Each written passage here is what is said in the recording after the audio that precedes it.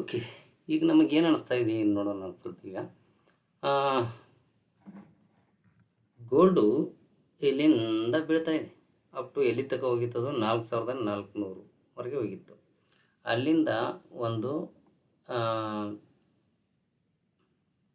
Bearish ಎಂಗಲ್ಫಿಂಗನ್ನು ತೆಗೆದುಕೊಂಡ್ಬಿಟ್ಟು ಇಲ್ಲಿಂದ candle ಬಿದ್ದಿದೆ, ಇಲ್ಲಿಂದ ಸ್ಟಾರ್ಟ್ ಆಗಿ ಬೀಳೋಕ್ಕೆ ಈಗ ಸ್ವಲ್ಪ ಇಲ್ಲಿ ಸಪೋರ್ಟನ್ನು ತೆಗೆದುಕೊಂಡ್ಬಿಟ್ಟು ಇಲ್ಲಿಂದ ಮೇಲೆ ಹೋಗಿದೆ. ಇವಾಗ ಮತ್ತೆ ಡೌನ್ಫಾಲ್ ಆಗ್ತಾಯಿದೆ.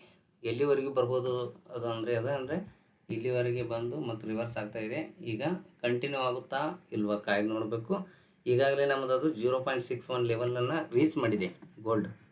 ಅದಕ್ಕಾಗಿ ನಾವು ಇಲ್ಲಿ ನೋಡಿ, ಗೋಲ್ಡ್ ಅಪ್ ಮೂವ್ನಲ್ಲಿದ್ದರೂ ಕೂಡ ಡೌನ್ ಸೈಡ್ ಆಗಿ ಈಗ ಒಂದು ಸ್ಟೆಗ್ನೆಂಟ್ ಆಗಿ ರೇಟ್ ನಿಲ್ತಾ ಇದೆ.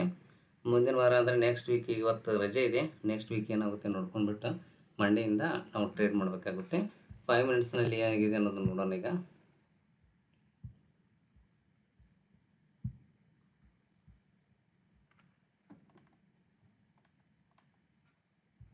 5 ಮಿನಿಟ್ಸ್ನಲ್ಲಿ ಏನು ನಡೆದಿದೆ ಈಗ ಗೋಲ್ಡು.